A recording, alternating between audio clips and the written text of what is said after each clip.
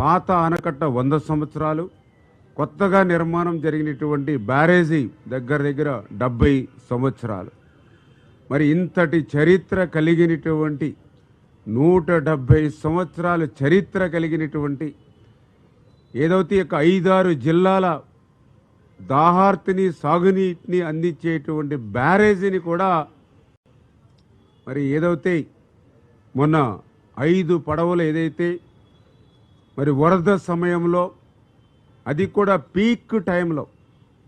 దగ్గర మీ అందరికీ తెలుసు హైయెస్ట్ ఏదైతే 11,42,000 క్యూసిక్ల నీరు వచ్చి ప్రకాశం బ్యారేజీకి ఏదైతే ప్రమాదపు అంచులున్నటువంటి సమయంలో 5 పడవలు వచ్చి ఆ ప్రకాశం బ్యారేజీని ఢీకొనడం మరి కొంత అనుమానాలకి తావిస్తున్నటువంటి పరిస్థితి. దీని వెనుక కుట్ర దాగి ఉంది అనేటువంటిది కూడా ఈరోజు ఆలోచన వస్తున్నటువంటి పరిస్థితి. ఎవరైతే దర్యాప్తు సంస్థ వారు కూడా దాన్ని దర్యాప్తులో కూడా మరి అనుమానాలు వ్యక్తం చేస్తూ వాస్తవాలను వెలికి తీస్తున్నటువంటి పరిస్థితి. ఎందుకంటే ఏదైతే 40-50 టన్నులు ఏదైతే ఒక్కొక్క పడవ దాని వెయిట్, అటువంటి బరువైనటువంటి పడవలు అంత వేగంగా ఆ రోజునటువంటి వరద ప్రవాహంలో కొట్టుకొచ్చి మరి పర్టికులర్గా ఏదైతే ప్రకాశం బ్యారేజీకి సంబంధించి 67, 69, 70 గేట్లను దాటి ఏదైతే కౌంటర్ వెయిట్ని బలంగా ఢీకొనడంతో కౌంటర్ వెయిట్లు దెబ్బతినేటువంటి పరిస్థితి మీ అందరికీ తెలుసు. అదృష్టవశాత్తు బ్యారేజీకి సంబంధించినటువంటి మెయిన్ కట్టడానికి కానీ బ్యారేజీకి సంబంధించినటువంటి గేట్లను కానీ అది తాకకుండా కౌంటర్ వెయిట్ని తాకడం వల్లే కొంత నష్టం కానీ ఉపద్రవంగా కానీ లేకుండా అయినటువంటి పరిస్థితి. నిజంగా గేట్లను కానీ లేదా కట్టడాన్ని కానీ తాకుంటే మరి నిజంగా మళ్ళీ ఎంత నష్టపోయే వాళ్ళం 5-6 జిల్లాలు అనేటువంటి విషయాన్ని కూడా ఈ ప్రభుత్వం గుర్తుపెట్టుకుని వెంటనే ఏదైతే ఆ యొక్క అంశాలు ఏవైతే ఉన్నాయో వాటిని వెలికి తీసే విధంగా దర్యాప్తు చేయమని చెప్పేసి కూడా ఎవరైతే పోలీస్ అధికారులు కూడా ఇరిగేషన్ శాఖ నుంచి కూడా మనం కంప్లైంట్ చేయడం, దాని మీద దర్యాప్తు కూడా వేగంగా జరుగుతున్న విషయాన్ని కూడా ఈ సందర్భంగా తెలియజేసుకుంటూ, ఎందుకు ఇటు రైతులు కానీ ఇటు రైతు సంఘాలకు కానీ ఎవరైతే ఉన్నారో వాళ్ళందరూ కూడా ఒకటే కంప్లైంట్ చేస్తూ ఉన్నారు. ఇదంతా కూడా అనుమానాలకి తావిస్తూ ఉంది. ఎందుకంటే ఏదైతే ఇటు 40-50 టన్నుల బరువు కలిగినటువంటి ఏవైతే ఈ యొక్క బోట్స్ ఏవైతే ఉన్నాయో ఇవి జనరల్గా నది ఒడ్డున లంగర్ వేసుకుని మరి జాగ్రత్తలు పెట్టుకుంటూ ఉంటారు. ఎందుకంటే బోటు ఖరీదు కూడా దగ్గర 40-50 లక్షలు ఉంటుంది. మరి అంతటి విలువైనటువంటి బోట్లని మరి ఏదైతే ఒక ప్లాస్టిక్ తాడుకు మాత్రమే కట్టినట్టుగా ఇప్పుడు విచారణలో వాళ్ళు చెప్తూ ఉన్నారు. అది కూడా 3 పడవలను కలిపి ఒకే తాడుకి మరి ప్లాస్టిక్ తాడుకి కట్టి ఉంచినట్టుగా మరి వాళ్ళు అక్కడ ఉన్నటువంటి దర్యాప్తు వారి ద్వారా తెలుస్తూ ఉంది.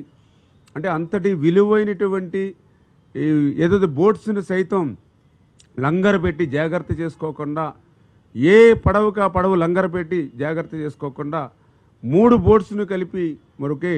ప్లాస్టిక్ వైర్కి కట్టేటువంటి ఏదైతే ఉందో ఖచ్చితంగా ఇదేనా ఉద్దేశపూర్వకంగానే ఆ ఫ్లడ్కి వెళ్ళేటువంటి విధంగా ఏర్పాటు చేసినట్టుగా ఉందా అని చెప్పి ఈరోజు దర్యాప్తు కూడా చేస్తున్న విషయాన్ని కూడా ఈ సందర్భంగా తెలియజేసుకుంటూ అదే అనుమానాలు కూడా రేకెత్తిస్తుందని చెప్పి తెలియజేస్తూ, అదేవిధంగా ఏదైతే ఈ 3 పడవలు అంటే మొత్తం 5 పడవలు ఆ రోజు మరి యొక్క బ్యారేజీని తాకితే ఒక పడవ ఆల్రెడీ ఆ బ్యారేజ్ ఏదైతే గేట్ల మధ్యలోంచి కిందకి పోయింది. మిగిలిన 3 పడవలు ఇప్పుడు మనకి ఐడెంటిఫై చేసాం పైన వాటర్ పైన. 4వది ఒక పడవ మరి కిందకి వెళ్ళిందా లేకపోతే కింద వాటర్ లెవెల్లో ఉందనేది అది కూడా వెరిఫై చేస్తున్నటువంటి పరిస్థితి. ఈ 5 పడవల్లో ఈ 3 పడవలు కూడా ఎందుకు అనుమానాలకు తావిస్తుందంటే ఒకే యజమానివి 3 కావడం, ఒకే యజమాని 3 ఉండడం, ఆ 3టిని కూడా లంగర్ వేసుకోకుండా ఒకే ప్లాస్టిక్ వైర్ కట్టుకోవడం అనేది కూడా అనుమానాలు తావిస్తూ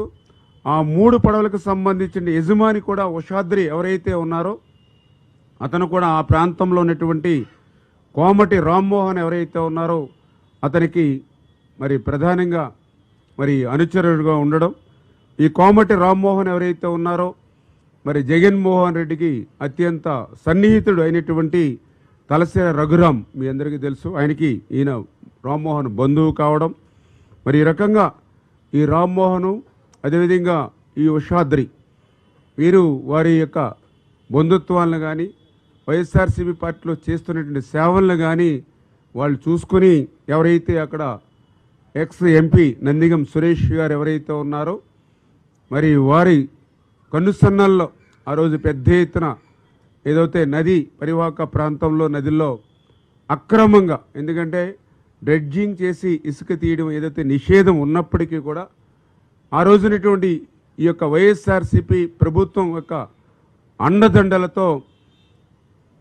ఏదైతే ఇప్పుడు కొట్టుకొచ్చినటువంటి పడవల ద్వారానే ఆ రోజు అక్రమంగా డ్రెడ్జింగ్ చేసి ఇసుకను లూటీ చేసినటువంటి పరిస్థితి ఉందని, ఇప్పుడు ఆ పడవలకు కూడా ఏదైతే బోట్స్ కూడా ఆ వైఎస్ఆర్సీపీ కలర్ కూడా ఉండడం, ఆ రోజు ఏదైతే అక్రమ ఇసుక రవాణాకు కానీ డ్రెడ్జింగ్ చేసేటప్పుడు అధికారులకి, ఎందుకంటే ఇది అధికార పార్టీ వైఎస్ఆర్సీపీ పార్టీ అనేటువంటి విధంగా ఆ కలర్స్ను కూడా దానికి మ్యాచింగ్గా వేసుకున్నట్టుగా ఉన్నటువంటి పరిస్థితులు కానీ కూడా కనిపిస్తున్నటువంటి స్థితి.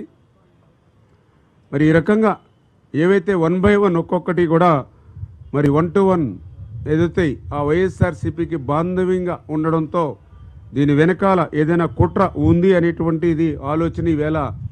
ఎవరైతే రైతులు కానీ రైతు సంఘాలు కూడా వ్యక్తపరిచినటువంటి స్థితిలో మరి ఆ కంప్లైంట్స్ ఇవ్వడం, దాని మీద దర్యాప్తు జరుగుతున్న విషయాన్ని కూడా మరొకసారి మీ ద్వారా అందరికీ కూడా తెలియజేసుకుంటూ, అదేవిధంగా ఏదైతే అక్కడ స్థానికులు కూడా హెచ్చరించారు, ఏదైతే మీరు ఇట్లా ప్లాస్టిక్ తాడు కట్టారు, ఇంత ఫ్లడ్ వస్తుంది, దీన్ని లంగర్ వేసి జాగ్రత్త చేసుకోమని చెప్పినా కూడా మరి వీళ్ళు నిర్లక్ష్యంగా ఉన్నారని అంటే వాళ్ళ మనసులో వేరొక భావన ఉందా అనేటువంటిది కూడా ఒకటి అనుమానం ఇవాళ దర్యాప్తు సంస్థ వారు కూడా తెలియజేస్తున్నటువంటి పరిస్థితి. అదేవిధంగా ఏదైతే ఈ యొక్క 3 బోట్స్ ఏవైతే ఉన్నాయో అంతకుముందు అవి గుంటూరు జిల్లా ఉద్దరండపాలెం వైపు ఉండేవి. ఏదైతే ఈ యొక్క వరదకు ముందే అంటే కొన్ని రోజుల ముందు మాత్రమే ఏదైతే ఎన్టీఆర్ జిల్లా గొల్లపూడి వైపు తీసుకొచ్చి ఇక్కడ ప్లాస్టిక్ వైర్ కట్టారు. అంటే ఉద్దేశపూర్వకంగానే వీటిని వరద వేగానికి అనుకూలంగా తీసుకొచ్చి ఇక్కడ మరి ప్లాస్టిక్ తాడుతో పెట్టి ఉంచారా అంటే ఇవన్నీ కూడా 1 by 1 ఒక్కొక్కటి, అంటే ఆ పడవలను వాళ్ళు ఉంచినటువంటి పరిస్థితిని కానీ తెచ్చినటువంటి పరిస్థితి కానీ వాళ్ళకు ఉన్నటువంటి వైఎస్ఆర్సీపీ పార్టీ కనెక్షన్స్ కానీ ఏవైతే ఉన్నాయో ఇవన్నీ చూస్తూ ఉంటే ఏదైతే ప్రకాశం బ్యారేజీకి కూడా హానికి తలపెట్టేటువంటి విధంగా కుట్ర పన్ని, అంటే ఇప్పుడున్నటువంటి ప్రభుత్వానికి మరింత బడ్డెని పెంచి మరి చెడ్డ పేరు తెచ్చేటువంటి విధంగా వాళ్ళు ఆలోచన చేశారా అనేటువంటిది కూడా ఈవేళ మరి ఇవాళ అందరిలోని కూడా అనుమానాలు వ్యక్తం చేస్తున్నటువంటి పరిస్థితి. ఎందుకంటే ఆ చరిత్ర కూడా వైఎస్ఆర్సీపీ పార్టీకి ఎప్పుడు ఉంది. కుర్చీ కోసం, అధికారం కోసం ఎంతకైనా తెగించేటువంటి మనస్తత్వం జగన్మోహన్ రెడ్డి దగ్గర నుండి క్రింది స్థాయి వరకు కూడా ఉన్నటువంటి పరిస్థితి.